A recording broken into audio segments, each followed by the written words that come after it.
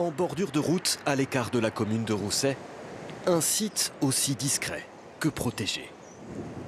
Nous entrons à l'intérieur de la station de primatologie, où les visites, comme les images, sont particulièrement rares.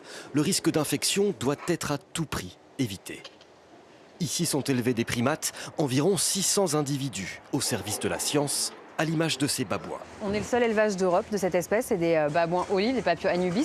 Ils sont surtout utilisés en recherche académique pour les sciences cognitives. Donc c'est tout ce qui est sciences du comportement aussi, études des origines du langage, ce genre de choses. L'utilisation des animaux à des fins scientifiques. Une réalité aujourd'hui en France où 2 millions d'individus sont exploités chaque année.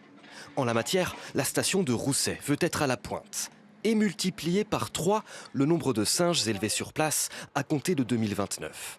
Objectif, mettre à disposition des chercheurs français des animaux à portée de main, plus besoin de les importer. Il faut avoir conscience que ces animaux, ils viennent de quelque part, mais ils viennent de l'étranger. Donc on dépend d'autres pays pour avoir de la recherche en France pour des enjeux de santé publique.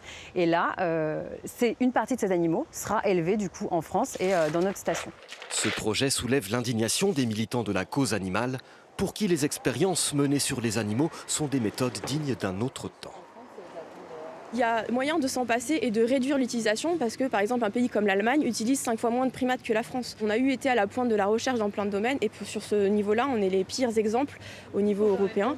Réponse des scientifiques, oui, la recherche permet aujourd'hui de réduire l'utilisation des animaux au profit d'autres méthodes, mais il est impossible de se passer totalement des expériences sur le vivant. Il y a encore besoin, dans des cas très précis, de maladies dont les mécanismes sont très complexes, comme les maladies neurodégénératives, certains cancers, où le recours aux animaux et en particulier aux primates est essentiel. Et pour ça, il faut vraiment justifier que ce recours est d'une stricte nécessité. C'est évidemment strictement encadré. Pour l'heure, en phase de consultation publique, le projet de Centre national de primatologie à Rousset pourrait rapidement s'accélérer. Il est chiffré à 31 millions d'euros d'argent public.